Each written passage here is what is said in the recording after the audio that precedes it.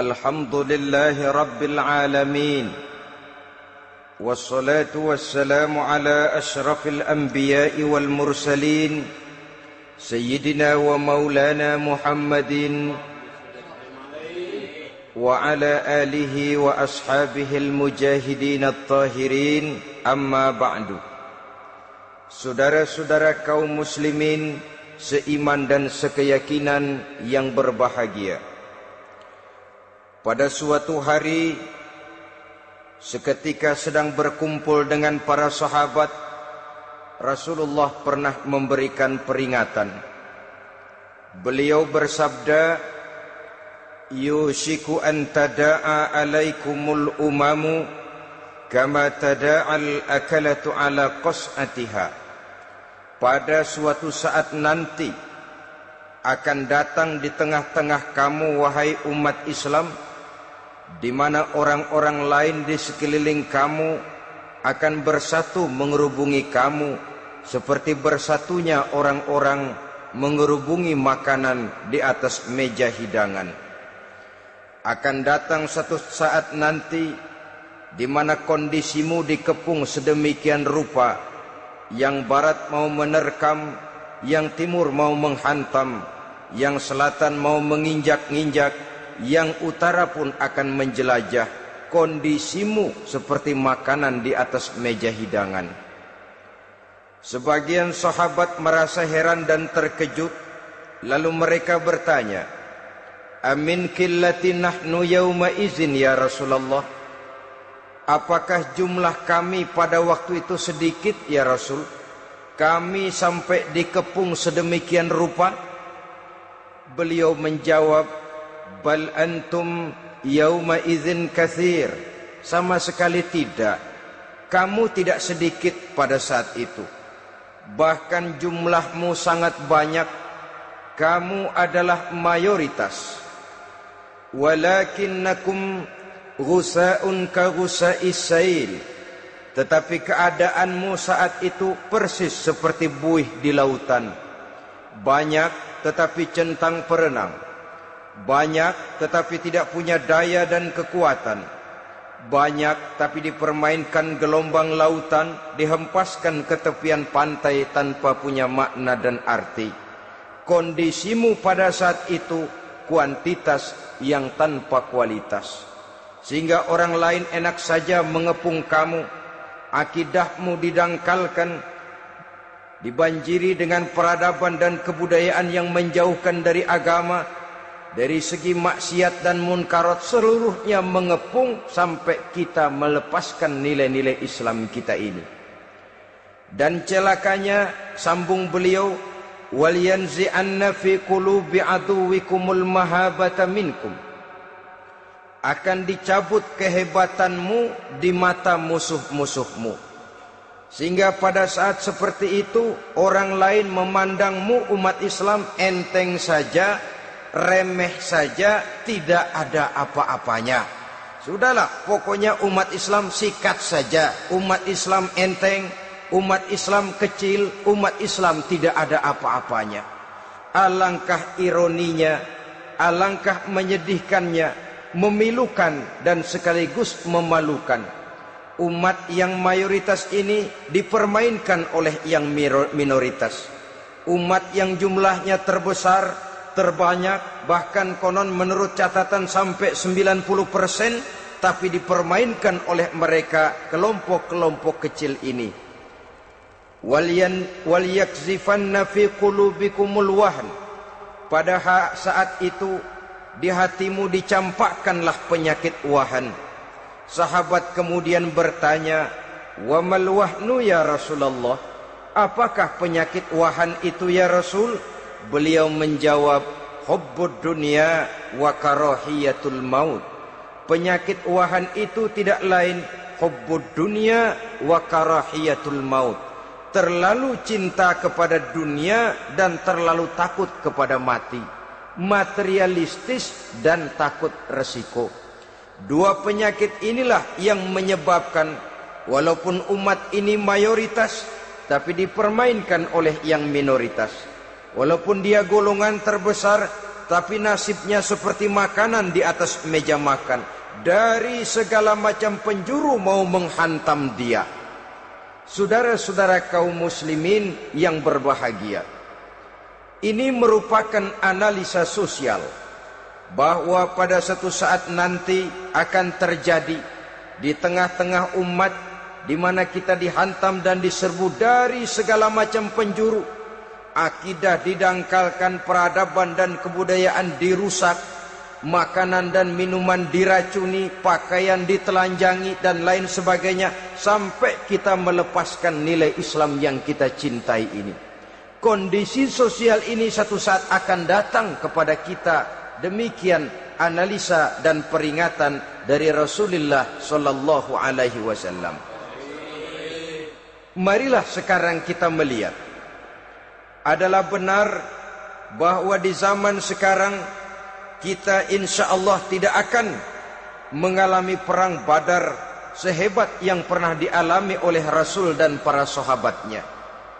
Tetapi sesungguhnya perang yang kita hadapi di zaman sekarang ini tidak kalah hebatnya dengan perang Badar, tidak kurang dahsyatnya dengan perang Uhud, tidak kurang ngerinya dari perang Khandaq. Hanya saja yang kita hadapi sekarang ini bukan ujung pedang, bukan ujung tombak, bukan ujung panah. Yang kita hadapi sekarang ini adalah perang akidah, perang ideologi, perang mempertahankan keyakinan. Yang kalau kita kalah sekarang, kita memang masih beragama. Tetapi anak kita, cucu kita, generasi yang akan hidup 5, 10, 20, 30 tahun yang akan datang, wallahu a'lam bissawab. Islam, saudara-saudaraku, tidak mungkin hilang dari dunia. Tetapi tidak mustahil Islam gulung tikar dari desa kita. Tidak mustahil Islam gulung tikar dari kampung dan kota kita, jikalau kita tidak menjaganya, jikalau kita tidak memeliharanya, bahkan jikalau kita tidak mewariskannya kepada anak-anak kita, generasi yang akan datang. Marilah kita mengingat sejenak bagaimana Islam di Spanyol yang pernah jaya, pernah mewarnai daratan Eropa, dan yang sekarang hanya sekedar tinggal ceritanya saja. Ini pernah diperingatkan oleh Rasul dalam satu hadis, sayati ala ummati zamanun la yabqal Islam illa ismun wala minal Quran illa rasmun. Akan datang satu masa di tengah umatku di mana pada masa itu Islam ada tapi hanya tinggal sekedar namanya saja, dan Quran pun ada tapi cuma sekedar tinggal tulisannya saja. Apabila kita tidak mewariskan ini kepada generasi yang akan datang, maka serbuan-serbuan dari berbagai macam penjuru dari hari ke hari semakin kita rasakan kehebatannya. Tidak mustahil sejarah Spanyol akan terjadi di desa kita, akan terjadi di kampung kita, akan terjadi di kota kita. Orang Spanyol, kalau mereka cerita kepada anaknya, mereka akan cerita, nak, di sini dulu ada masjid.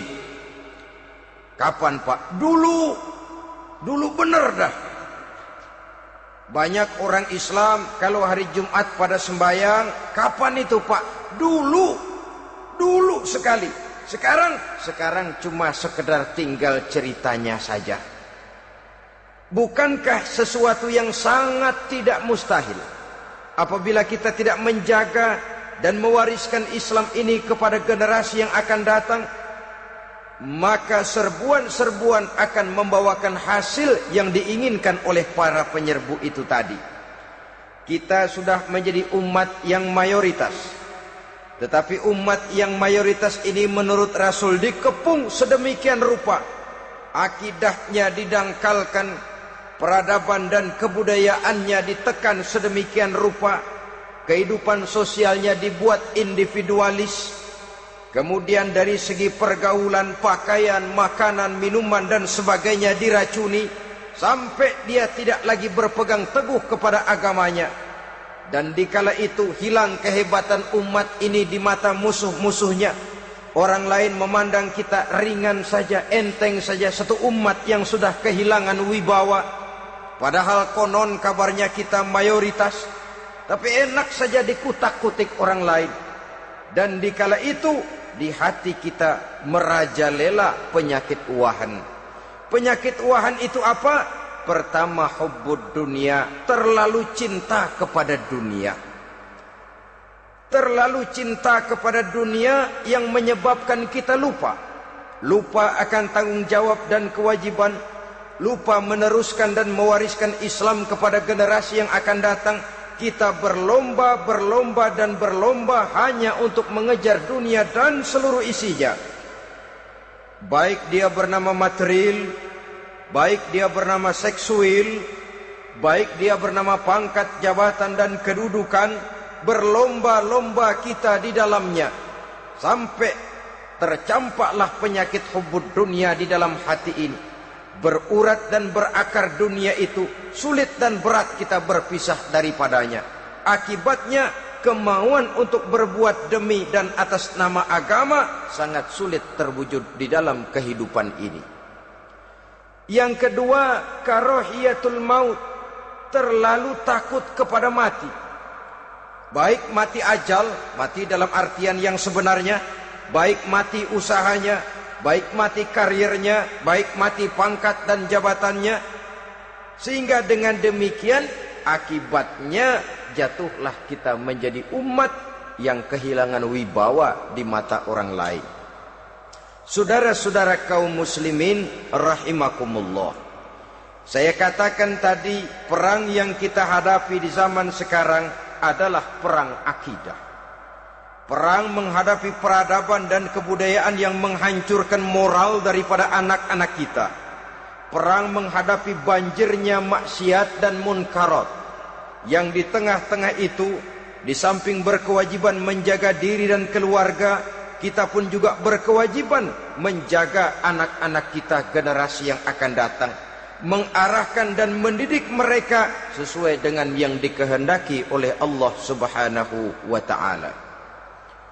Oleh sebab itu, pada pertemuan kali ini yang akan saya bicarakan ialah bagaimana idealnya seorang muslim lebih dahulu memberikan pendidikan kepada anak-anaknya.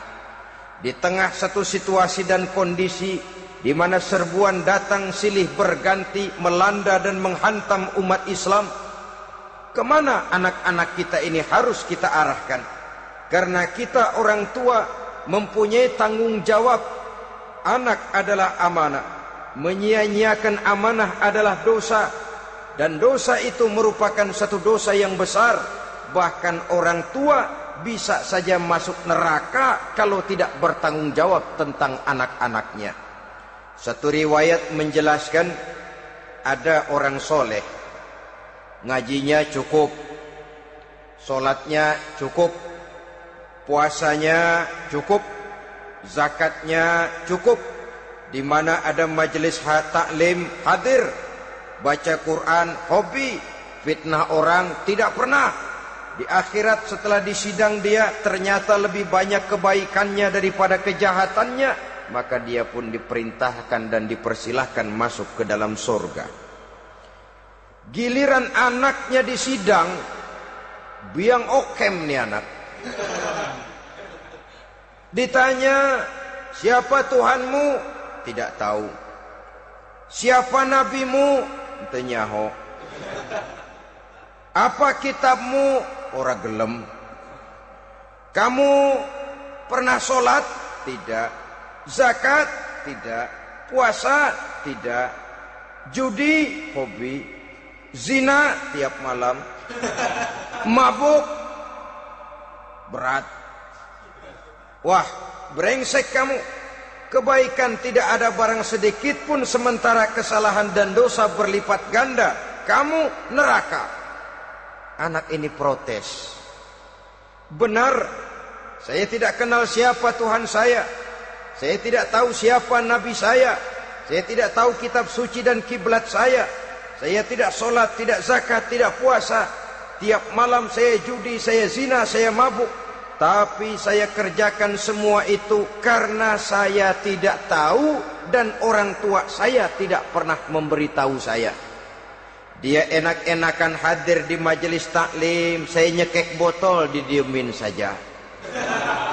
Dia enak-enakan baca Quran, saya zina didiamkan saja. Saya bukan tidak mau, orang tua saya sama sekali tidak pernah mendidik saya.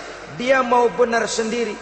Maka kalau sekarang saya harus masuk ke dalam neraka, saya menuntut agar orang tua saya ikut sama-sama bergabung dengan saya ke dalam neraka. Gara-gara dia tuh saya jadi begini. Orang tuamu yang mana? Tuh, yang barusan mau ke surga. Ini orang tua yang sudah mau berangkat ke surga dipanggil. Sebentar dulu mas. Ini benar anak kamu? Iya pak. Waktu di dunia kamu tidak pernah ajarin dia ngaji? Sampai dia tidak kenal Tuhannya, tidak kenal nabinya, tidak kenal kiblat dan kitab sucinya? Iya pak.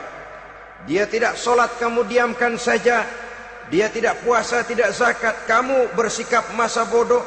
Bahkan dia judi, dia zina, dia mabuk, kamu pun berdiam diri saja. Iya pak. Tahukah kamu bahwa anak ini adalah amanah? Menyia-nyiakan amanah artinya khianat, dan khianat adalah dosa yang sangat besar. Kamu tidak bertanggung jawab, maka kamu, anakmu gabung ke dalam neraka. Saudara-saudara kaum muslimin rahimakumullah, itu sebabnya Allah pesan benar-benar, ya ayyuhalladzina amanu qu anfusakum wa ahlikum nara. Hai orang-orang yang beriman, jaga dirimu dan keluargamu, istri, anak, orang-orang yang menjadi tanggung jawab dan kewajiban kita, jaga dan pelihara mereka dari api neraka. Saudara-saudara kaum muslimin, lalu kalau kita orang-orang tua yang hidup di zaman sekarang ini sudah sering beristighfar, mengurut dada, melihat situasi, membaca peta keadaan, konon tantangan yang akan dihadapi oleh anak-anak kita 15, 20, 25 tahun yang akan datang jauh lebih berat dari apa yang kita hadapi sekarang ini. Maka adalah wajar jika kita sebagai orang tua yang cinta kepada agama, cinta kepada anak-anak kita, berpikir untuk mewariskan nilai-nilai yang luhur ini kepada anak-anak kita generasi yang akan datang. Bagaimana pada mulanya kita harus mendidik mereka? Mari kita telusuri apa yang dicontohkan oleh Al-Quranul Karim. Orang-orang tua bijaksana yang diceritakan dalam Al-Quran, kalau sudah berpikir tentang anak-anaknya generasi yang akan datang, pendidikan pertama yang diberikan kepada anaknya ternyata adalah persoalan akidah. Nabi Ibrahim, pertanyaan yang paling merisaukan beliau buat anak cucunya ialah, ma ta'buduna min ba'di. Saudara bisa lihat surah Al-Baqarah ayat 133. Anak-anakku, kalau pada satu saat nanti aku, ayahmu ini sudah tidak ada lagi, meninggalkan kamu semua, meninggalkan kehidupan dunia ini, ma ta'buduna min ba'di, apa yang akan kamu sembah nak kalau ayah sudah tidak ada lagi? Jikalau ayahmu sekarang masih rajin ke masjid, melakukan rukuk dan sujud, i'tikaf dan membaca Quran, kalau satu saat ayahmu meninggalkan dunia ini, masihkah engkau mau ke dalam masjid? Masihkah engkau rukuk dan sujud? Masihkah engkau i'tikaf? Ma ta'buduna min ba'di, apa yang akan kamu sembah kalau aku ayahmu tidak ada lagi nak?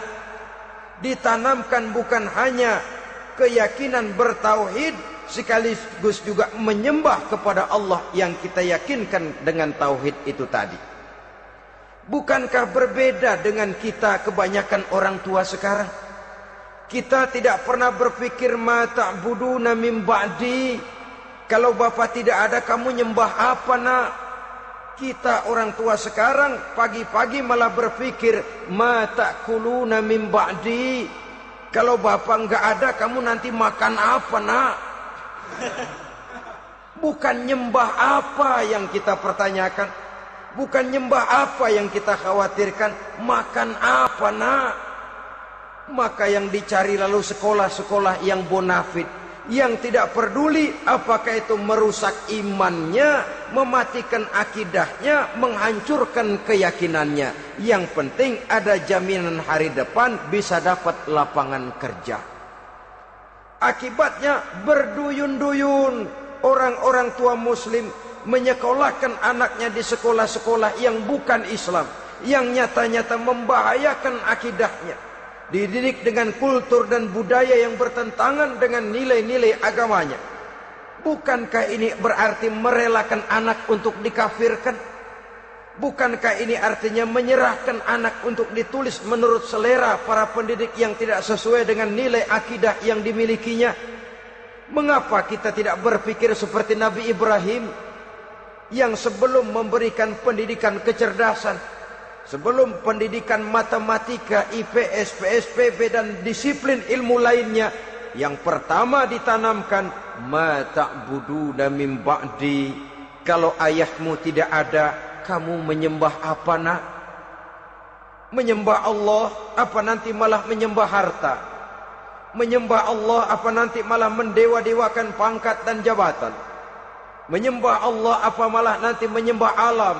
Itu yang dikhawatirkan Nabi Ibrahim kepada generasi yang akan datang. Dan itu saudara-saudara yang seharusnya mengkhawatirkan kita kepada anak-anak kita, generasi yang akan datang. Lihatlah serbuan akidah di zaman sekarang ini. Dimanfaatkan kemiskinan kita umat Islam. Diberikan kita tawaran berupa beras, pakaian, obat-obatan, kalau perlu beasiswa, asal bisa melepaskan keislaman kita ini. Bertahap, sedikit demi sedikit, step by step, shibran bi shibrin wa zira'an bi zira'in. Dan harus saya ingatkan, orang di zaman sekarang tidak mungkin menghantam Islam secara frontal. Tidak mungkin menghantam Islam terang-terangan, apalagi mengerahkan satuan militer. Tidak. Orang berhitung bagaimanapun kondisi dan kualitasnya umat Islam, mereka masih punya satu modal penting, fanatisme agama. Kalau ini disulut, api jihad segera berkobar, dan hanya maut yang bisa menghentikan orang yang dibakar dengan semangat jihad. Orang tahu itu. Betapa Uni Soviet kedodoran menghadapi mujahidin Afghanistan yang disulut oleh semangat jihad yang berkobar dengan persenjataan yang primitif ketimbang persenjataan Uni Soviet. Entah mereka pantang surut mundur ke belakang. Jadi jangan mimpi bahwa orang mau menghantam Islam ini dengan melarang pengajian, meruntuhkan masjid, menyegel pondok pesantren. Tidak. Melarang orang sholat. Tidak. Kalau perlu masjid diperbanyak, musola diperbesar. Tapi bikin itu masjid seperti museum.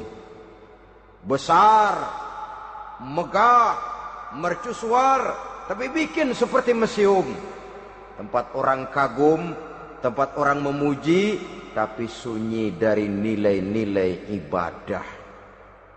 Saudara-saudara kaum muslimin, untuk sampai kepada penghantaman akidah, jalan yang paling mudah dirintis sekarang ini secara bertahap dan sistematis, memisahkan umat Islam dari Islamnya.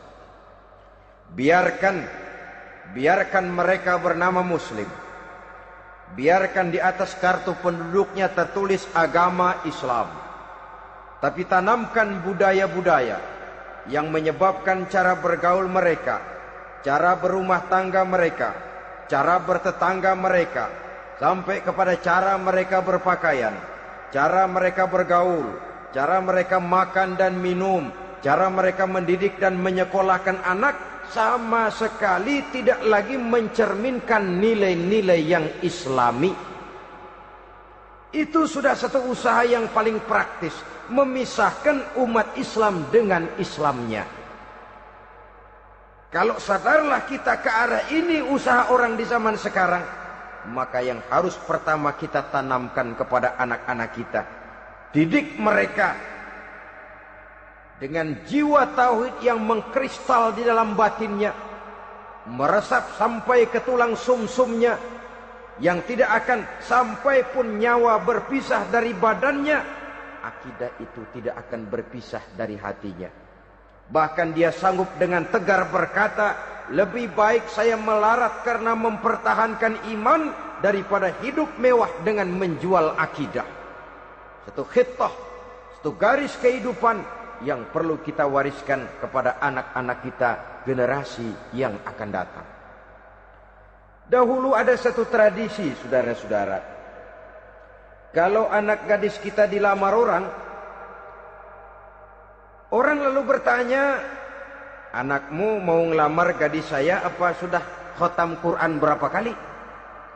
Apa sudah bisa baca kitab macam-macam dan lain sebagainya?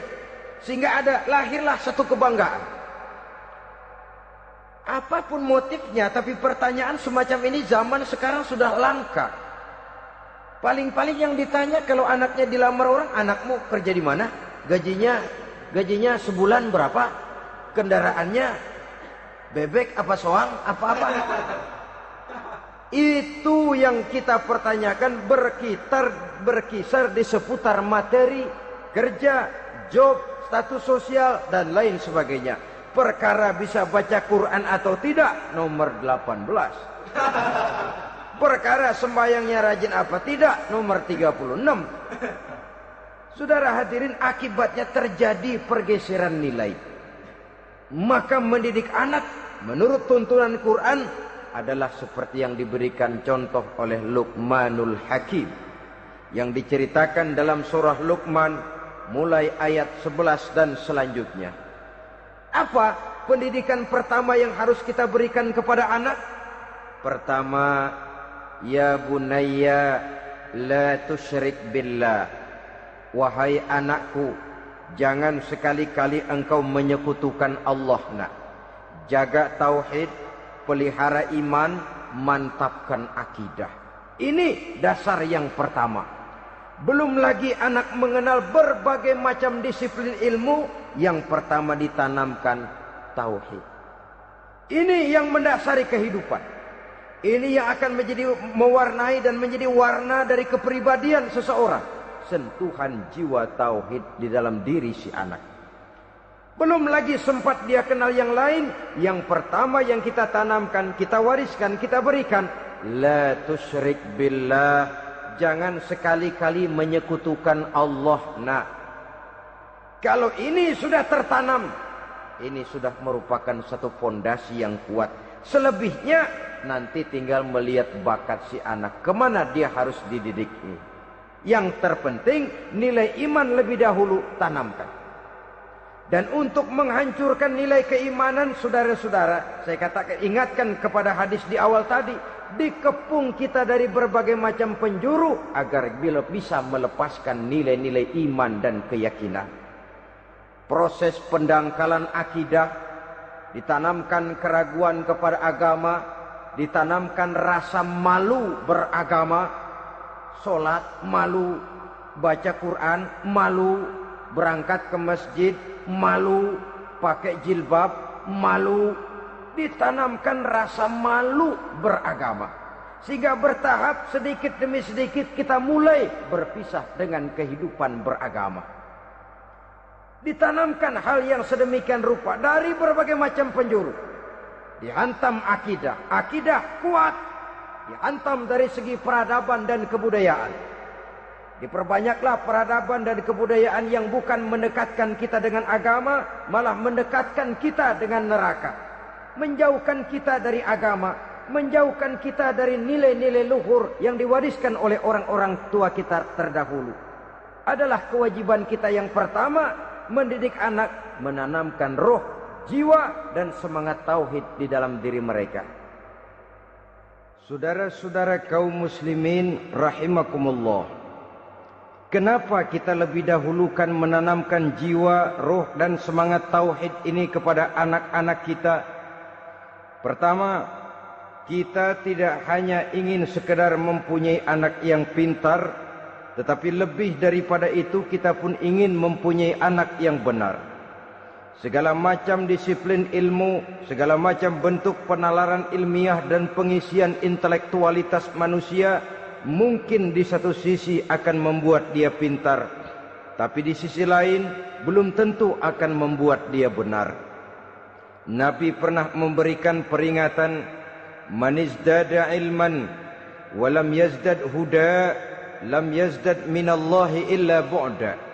Orang yang hanya bertambah ilmu pengetahuannya tapi tidak bertambah hidayah dari Allah, tidak makin mantap keimanannya, maka seluruh nilai-nilai ilmunya hanya akan menjauhkan dia dari Allah Subhanahu wa taala.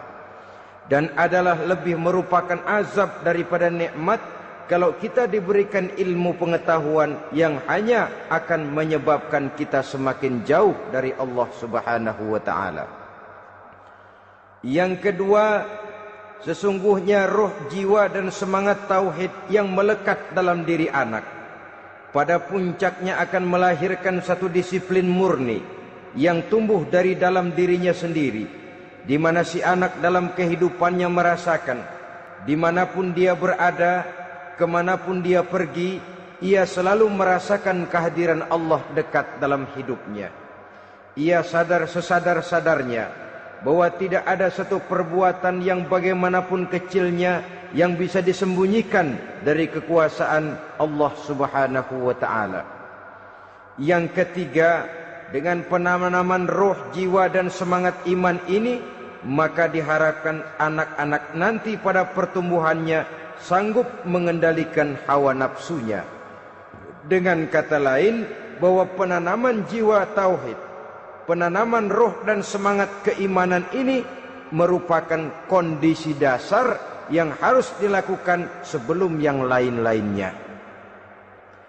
Kemudian pendidikan kedua yang diberikan oleh Al-Quran melalui contoh dan model dengan Luqmanul Hakim ini, setelah menanamkan tauhid, ditanamkanlah kepada si anak ini rasa hormat kepada orang tuanya.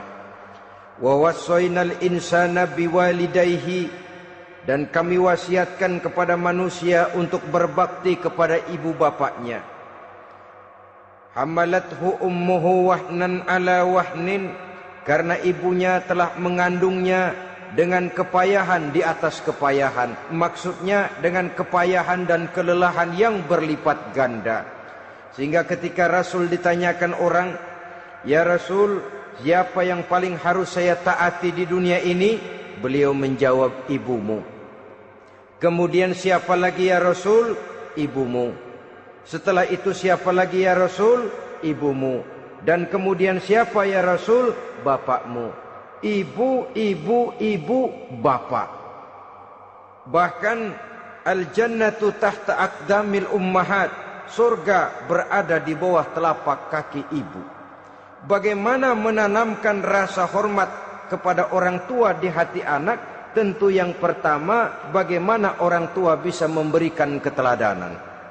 Marilah kita sebagai orang-orang tua ini menyadari bahwa sebelum anak kenal sekolah dasar, sebelum anak kenal TK, ibtidaiyah, sanawiyah sampai kepada perguruan tingginya, yang pertama dia kenal adalah lingkungan rumah tangganya, gurunya adalah ibu bapaknya.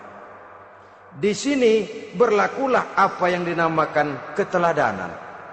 Keteladanan jauh lebih berhasil daripada sekedar teori-teori yang muluk. Keteladanan jauh lebih berhasil daripada berbagai macam indoktrinasi dan penataran. Kurangnya keteladanan akan menyebabkan anak mencari pola. Apabila kita orang tua ini tidak bisa memberikan keteladanan yang baik kepada anak-anak kita, maka pada suatu saat anak-anak akan menganggap enteng dan kehilangan wibawa kita sebagai orang tua di mata mereka. Dikala itu akan sangat sulit kita membentuk kepribadian mereka. Bukankah di zaman sekarang ini kita banyak mengalami krisis wibawa, krisis figur? Ada yang karena rapotnya merah melulu, gurunya dikeroyokin. Pak guru pulang sekolah dicegat. Bahkan nyaris ada orang tua pernah dibunuh oleh anaknya sendiri.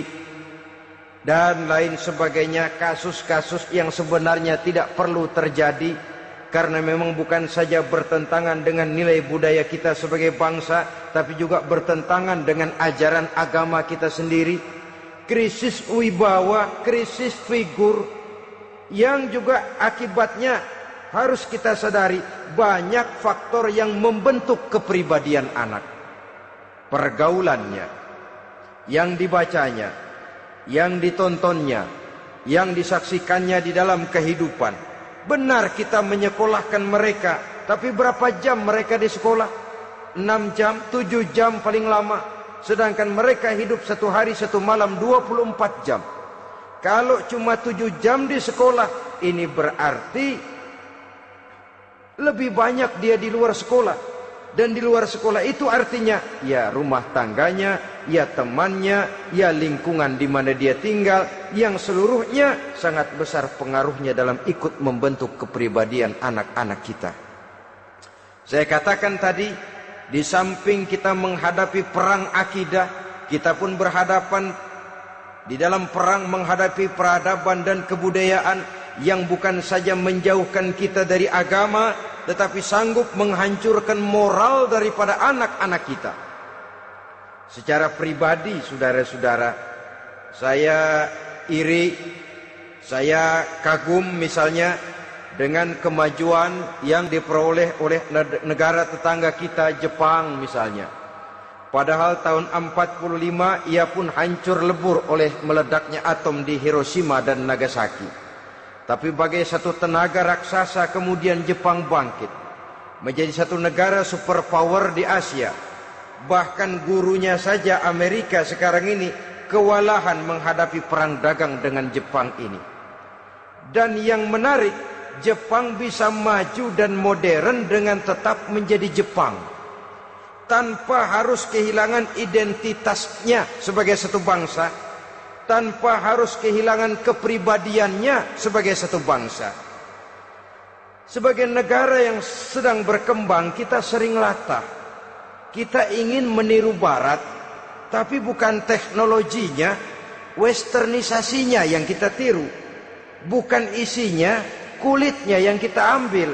Akibatnya apa? Modernnya belum, orangnya sudah Barat.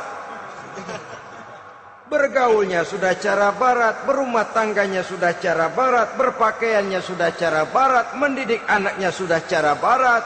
Di mana ketemu orang tua cukup hello daddy. Kulitnya kita ambil, sementara isinya kita campakkan. Ironi dan menyedihkan. Padahal kita sesungguhnya bisa maju dan modern, bisa mengejar segala ketinggalan dan keterbelakangan kita, dengan tetap menjaga nilai-nilai luhur budaya kita sebagai satu bangsa, mengambil isinya, dan kalau memang tidak perlu, lalu mencampakkan kulitnya. Pengaruh peradaban dan kebudayaan yang menghancurkan moral daripada anak-anak kita oleh pesatnya arus teknologi, oleh pesatnya arus komunikasi, di mana hal-hal yang terjadi di belahan dunia lain dapat kita saksikan hari ini juga melalui layar televisi, yang terjadi di Amerika, di Eropa, di Afrika, di ujung dunia yang paling ujung sekalipun. Di ujung dunia yang paling ujung, hari ini kejadian, hari ini sudah bisa kita saksikan. Pesatnya arus komunikasi, kalau jatuh ke tangan anak-anak kita yang belum mempunyai filter, daya saring positif, akan dicerna oleh mereka tanpa memilah dan memilih. Akibatnya orang kampung bilang kelolodan. Makan nggak dikunyah lagi. Tentu saja akhirnya kelolodan, dan kalau sudah kelolodan menyusahkan kita seluruhnya. Oleh karena itu budaya menghormati orang tua perlu dijaga, perlu dipelihara dan diwariskan kepada anak-anak kita. tali silaturahmi sehingga ada respeknya kepada orang tuanya. Jangan bapaknya dianggap CS, ibunya dianggap CS, kakeknya dianggap CS. Hilang rasa respek, hilang rasa menghormati. Sementara orang tua sendiri tidak bisa memberikan keteladanan, kurang mendapat perhatian dan lain sebagainya. Apalagi kalau baik ibu maupun bapak adalah orang-orang karier yang setiap hari sibuk menghadapi tugas masing-masing. Bapak sibuk rapat, pindah kantor sana kantor sini, ibu sibuk arisan, besarlah anak-anak di tangan pembantu dan lain sebagainya, sehingga dia merasa kurang mendapat perhatian, dan ini akan ikut membentuk warna dari kepribadian yang dimilikinya. Sampai kepada pelosok-pelosok desa, jaringan televisi memang menguntungkan. Tapi kalau sudah sampai kepada menayangkan budaya-budaya yang tidak sesuai dengan pola di mana mereka tinggal, pola lingkungannya, dan ingin mereka terapkan dalam kehidupan, ironi dan menyedihkan. Maka sering dikatakan, jikalau ABRI masuk desa, rakyat beruntung. Jikalau listrik masuk desa, rumah jadi terang. Jikalau koran masuk desa, rakyat jadi cerdas. Jikalau hakim masuk desa, rakyat lalu sadar hukum. Tapi jikalau maksiat dan munkarat masuk desa, minuman keras masuk desa, judi masuk desa, pelacuran masuk desa, rakyat tentu kiamat. Dan kita harus punya budaya untuk memilah dan memilih, mempunyai filter untuk jadi daya saring positif. Oleh karena itu, saudara-saudara, tahap kedua setelah menanamkan jiwa tauhid kepada anak, tanamkan rasa hormat kepada orang tuanya. Orang tua itu ibu bapaknya, orang tua itu guru-gurunya yang mengajarkan dia, atau yang dianggap tua yang lebih senior dari dia. Karena tidak ada satu peradaban yang berdiri sendiri. Bagaimanapun maju dan modernnya kita sekarang, tentu merupakan mata rantai yang berkaitan dari generasi terdahulu. Ini yang kedua. Setelah tauhid, berbakti kepada ibu dan bapak. Tidak ada satu kebahagiaan yang bisa ditegakkan di dunia ini tanpa doa, tanpa restu daripada ibu dan bapak. Ini keramat hidup. Doanya dikabul Allah dan kutubnya juga dikabul oleh Allah Subhanahu wa ta'ala. Jadi mendidik anak setelah menanamkan jiwa tauhid, menanamkan rasa hormat dan taat berbakti kepada ibu bapaknya. Itu yang kedua. Kemudian yang ketiga, melalui model Luqman, Quran mendorong kita untuk mendidik anak, menanamkan etika otonom. Apa itu? Ya bunayya, innaha in takum mithqala habbatin min khardalin fatakun fi sakhratin aw fis samawati aw fil ardi ya'ti bihallah. Wahai anakku, sesungguhnya kalau ada satu kebaikan yang kamu kerjakan, kecil, tidak nampak oleh pandangan mata yang zahir, yang kecil itu tersembunyi di puncak langit, di dasar bumi yang paling dalam, atau di tengah batu hitam sekalipun, Allah pasti mengetahuinya dan pasti akan memberikan balasan yang seadil-adilnya. Pendidikan apa ini? Pendidikan moral, menanamkan etika otonom. Nah, kau berbuat baik jangan karena dilihat orang. Kau tidak mau melakukan kejahatan jangan cuma karena ada polisi. Kalau ada polisi kau tidak mau jahat, kucing juga begitu. Coba lihat kucing, taruh ikan asin di piring kaleng, tongkrongin. Aduh, kucing kalem, sopan, tenang. Sedikit kita lengah, habis ikan digarap. Tapi ditanamkan satu kesadaran, kemanapun kau pergi, apapun yang kau kerjakan, tersembunyi di tengah batu, di dasar bumi, di puncak langit, Allah pasti tahu. Dalam bahasa yang ringan, kita ini diawasi oleh dua hiperkomputer yang maha sensitif, produksi langit mereknya Rokib dan Atid. Itu komputer yang sangat peka dan sensitif. Jangankan kita berbuat, kita berniat baik saja, komputer sudah nyatat sendiri. Inilah yang orang sekarang namakan waskat, nah, pengawasan malaikat.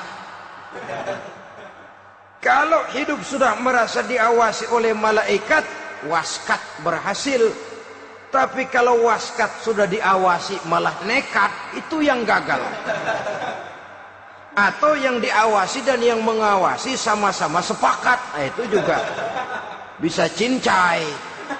Saudara-saudara kaum muslimin rahimakumullah, waskat dalam pengertian kita muslim, bagaimana hidup ini merasakan diawasi oleh malaikat.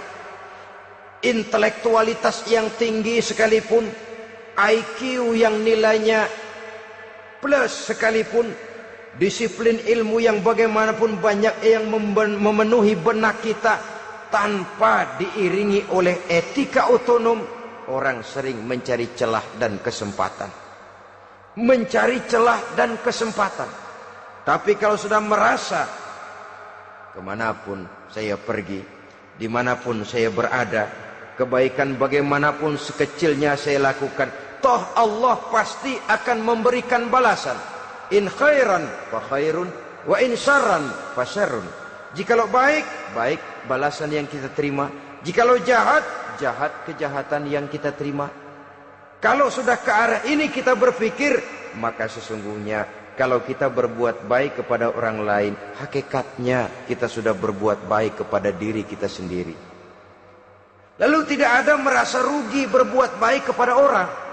Karena manakala dia melakukan kebaikan kepada orang lain, artinya dia sudah berbuat baik untuk dirinya sendiri. Jadi setelah tauhid, kemudian berbakti kepada ibu bapak, yang ketiga baru pendidikan tentang akhlak, tentang moral. Pola ini yang sering terlupakan oleh kita, bahwa bagi kita itu pendidikan tidak lain upaya mencerdaskan otak anak. Jangan sampai sebab ini kelihatannya pembangunan makin maju, persaingan hidup makin tajam, tensi ekonomi semakin tinggi, sementara jumlah tenaga kerja dengan lapangan kerja yang tersedia jauh dari mencukupi. Jikalau tidak membekali anak dengan pendidikan yang menunjang lapangan pekerjaan, orang tua khawatir, takut sekali anaknya jadi gelandangan. Dikhawatirkannya kehidupan dunia ini, sementara dia lupa kalau anaknya bisa jadi gelandangan di akhirat. Padahal selama-lamanya gelandangan di dunia, paling seumur manusia itu 60 tahun, 70 tahun lah umur orang sekarang. 70 itu sudah luar biasa itu. Tapi kalau harus menggelandang di akhirat, menjadi gelandangan di akhirat, alangkah menyedihkannya. Apakah akan kita korbankan satu kehidupan yang langgeng, abadi, cuma karena tertipu oleh fata morgana dan kamuflase? Kita korbankan yang sedikit, kita korbankan yang besar karena kita memilih yang sedikit.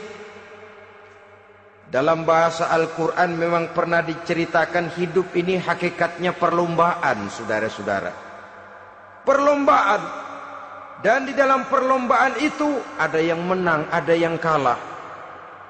Al-Quran lalu memberikan peringatan, Alhaakumut takatsur, kamu telah lalai karena berlomba-lomba memperbanyak harta, mempertinggi pangkat dan kedudukan, hatta zurtumul maqabir, sampai kamu akan masuk ke liang kubur baru sadar. Apalagi kalau nafas sudah sampai di tenggorokan. Persis Fir'aun sudah tenggelam di lautan merah, mau mampus, baru dalam sekaratnya amantu bi Rabbi Musa wa Harun. Kalau begini caranya, saya juga percaya kepada Tuhan Musa dan Harun, percaya kepada Allah. Sudah mau mati, baru amantu bi Rabbi Musa, kami percaya kepada Tuhan Nabi Musa, kata Fir'aun. Malaikat maut kesel benar, dilelepin terus di laut. Mampus tuh sekalian. Hidup ini memang kita berlomba.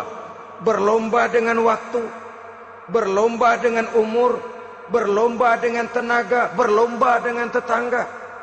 Yang jangankan kita sampai mundur, berhenti saja sejenak, kita akan ditinggalkan oleh yang lain. Tiada kata mundur, bahkan tiada kata berhenti. Sekali kita melangkah, melangkahlah terus. Tapi berlombalah seperti yang dikehendaki Quran. Fastabiqul khairat. Berlomba-lombalah di dalam kebajikan. Jangan berlomba-lomba di dalam kemaksiatan, kemunkaran, kejahatan. Berlombalah dalam urusan kebaikan. Saudara-saudara kaum muslimin rahimakumullah. Tauhid, berbakti kepada ibu bapa, kemudian pendidikan tentang moral. Apabila pendidikan tentang moral sudah tertanam, barulah lihat bakat si anak. Kemana bakatnya? Anak saya kelihatannya dari kecil demennya main bedil-bedilan saja. Abri kali itu. Kirim ke Magelang, masukkan akabri. Tapi dengan syarat 3 itu tadi. Iman sudah tertanam, rasa bakti kepada ibu bapak sudah ada, dan punya nilai moral. Sehingga boleh jadi nanti dia menjadi jenderal yang beriman, yang berbakti kepada ibu bapaknya, dan punya moral yang tinggi. Kan lebih baik rakyat rendah tapi akhlaknya tinggi daripada pejabat tinggi tapi moralnya rendah. Jauh lebih baik rakyat rendah punya moral tinggi ketimbang pejabat tinggi punya moral rendah. Nilai moral ini yang jadi ukuran dan barometer di masyarakat. Yang ini yang sering kita lupakan, bahwa kehancuran satu bangsa dimanapun di dunia ini selalu dimulai dengan kehancuran moral daripada bangsa itu sendiri. Sekarang membina nilai moral ini berat. Gadis kita, remaja, putri diberikan pakaian jilbab, mungkin dia sendiri masih setengah-setengah, ditambah lagi oleh ledekan temennya. Jilbab lah kuno, bau sorga lah, bau masjid lah, bau menyan lah. Ditanamkan rasa malu untuk hidup dekat dengan agama. Kalau moral semacam ini sudah tertanam, sedikit demi sedikit kita mulai mengucapkan selamat tinggal kepada agama. Dan kemalangan apa yang lebih malang kalau kita sudah jauh dari agama ini? Bukankah Islam telah menyelamatkan manusia dari penyakit jahiliyah dan membawanya kepada satu kehidupan yang maju dan modern? Kalau kita tinggalkan Islam ini, bukankah artinya kita akan kembali kepada satu zaman jahiliyah? Hanya saja jahiliyah itu berada di abad modern. Versinya tentu lebih modern. Kalau zaman jahiliyah dulu mabuknya pakai arak, zaman sekarang sudah macam-macam orang bisa mabuk. Kalau zaman jahiliyah dulu anak perempuan dikubur hidup-hidup, zaman sekarang kadang-kadang belum sempat lahir ke dunia, malah sudah dibunuh lebih dahulu. Versinya saja yang berbeda. Kalau di zaman jahiliyah dahulu manusia menyembah batu yang bernama Latta, Uzza, Manat dan Hubal. Di zaman jahiliyah modern sekarang ini, orang sering menyembah kepala bagiannya, sering menyembah atasannya, sering menyembah komputer, sering menyembah teknologi modern yang lebih diyakininya daripada Allah sebagai keyakinan sentral di dalam hidupnya. Saudara-saudara kaum muslimin rahimakumullah. Jadi yang ketiga, nilai moral yang ditanamkan kepada anak-anak kita supaya dia bisa menghadapi tantangan-tantangan hidup yang semakin berat ini dengan tetap berpegang teguh kepada nilai-nilai moral yang diwarnai oleh jiwa keimanannya yang bersumber dari ajaran agamanya. 3. Kemudian yang keempat, barulah tatanan kehidupan sehari-hari. Apa kata Luqman? Ya bunayya aqimis shalah. Setelah bertauhid, berbakti kepada ibu bapa, punya nilai moral. Ya bunayya aqimis shalah, nak dirikan solat. Rumah tangga muslim, anak berumur 7 tahun sudah berani meninggalkan solat. Kata Nabi, pukul. Bukan untuk menyakiti, untuk mendidik, karena sayang kepada anak. Saudara-saudara, kita khawatir betul kepada anak. Kalau dia pulang dari sekolah, buru-buru kita sebagai orang tua bertanya, sudah makan nak? Sudah istirahat nak. Tapi jarang kita sebagai orang tua melontarkan, sudah sholat nak. Bahkan kita bisa memberikan sugesti kepada anak. Nah, kalau kau naik kelas 1 sampai naik ke kelas 2, bapak beliin sepeda. Tamat SD nak, motor. Tamat SMP nak, ke Bali kita. Tamat SMA nak, Singapura. Saudara-saudara, tapi kalau untuk urusan sholat misalnya, kita tidak pernah memberikan sugesti kepada anak-anak kita. Nah, kalau kau hafal Fatihah lengkap dengan artinya, bapak beliin sepatu. Nah, kalau kau bisa sholat dengan baik, cukup syarat rukunnya, bapak beliin sepeda. Ada rangsangan, ada sugesti yang membuat anak lebih tergerak untuk hidup dalam suasana keagamaan. Ya bunayya aqimis sholat, nak dirikan sholat. Sebab ini sandaran vertikal yang paling langsung antara manusia dengan Tuhannya. Menyadari bahwa sepanjang yang bisa dilakukan oleh manusia hanyalah berusaha, dan kepastian sepenuhnya ada di tangan Allah. Dengan sholat kepribadianmu diperteguh. Dengan sholat sandaran vertikalmu kepada Allah diperkuat. Dan pada waktunya nanti Al-Quran memberikan bimbingan, hendaklah minta tolong kepada Allah dengan sabar dan tetap mendirikan solat. Ya bunayya aqimis sholat. Setelah itu, wa'mur bil ma'rufi wanha 'anil munkar. Tegaklah membina yang ma'ruf, tegaklah mencegah yang munkar. Ini sikap hidup sudah. Solat tadi tugas hidup. Lalu sikap hidup tampil di tengah masyarakat, membina yang ma'ruf, mencegah yang munkar sesuai dengan kesanggupan masing-masing. Bukankah setiap kita kepingin punya anak yang bermanfaat, setidaknya bagi keluarganya, syukur kalau bisa bagi lingkungannya, bagi masyarakat, bangsa dan negaranya. Dan satu di antara tanda orang yang bermanfaat, kalau dia bisa hidup menjadi penganjur yang ma'ruf dan pencegah yang munkar. Dan itu kalau tidak ada hidayah, sulit orang mau melaksanakan itu. Sebab apa? Ada kecenderungan belakangan ini di mana agama dianggap urusan pribadi. Sehingga orang lalu sering bilang, jangan bawa-bawa agama dah, itu kan bukan urusan agama. Ini sudah ciri berpikirnya sekuler. Jangan bawa-bawa agama. Agama urusan pribadi. Artinya orang mau sholat mau enggak, jangan bilang apa-apa dah. Urusan dia sendirian. Dia mau puasa dia enggak, merdeka saja, urusan pribadi. Agama bukan persoalan pribadi. Apalagi jika sudah menyangkut amar ma'ruf dan nahi munkar. Siap menegakkan yang baik, mencegah yang munkar untuk tegaknya satu masyarakat yang diwarnai oleh kebaikan dan terhindar dari segala macam kejahatan. Dan terus ayat-ayat selanjutnya mencerminkan sikap hidup. Namun yang intinya, cara mendidik anak yang baik, yang dicontohkan oleh Al-Quran dengan Luqmanul Hakim sebagai model. Pertama, tanamkan tauhid. Yang kedua, tanamkan rasa hormat dan berbakti kepada ibu bapaknya. Yang ketiga, tanamkan moral, nilai akhlak yang tinggi. Setelah itu yang keempat, biasakan hidup dalam suasana keagamaan. Kontrollah sholatnya, kontrollah baca Qur'annya, kontrollah puasanya di bulan Ramadan. Ajaklah anak-anak sholat berjamaah, sehingga dengan demikian dia terbiasa oleh satu suasana yang mendekatkan dia dengan nilai agamanya. Dari sana diharapkan nilai-nilai ilmu yang didapatnya dari bangku sekolah akan menciptakan keseimbangan dengan yang ditanamkan oleh orang tuanya dalam bentuk yang dijelaskan oleh surah Luqman itu tadi. Sehingga apabila keseimbangan ini terwujud, akan menjalin keseimbangan dalam pola berpikir, dan keseimbangan dalam pola berpikir akan melahirkan keseimbangan dalam perbuatannya. Terwujudlah kita harapkan insan yang fid dunya hasanah wa fil akhirati hasanah.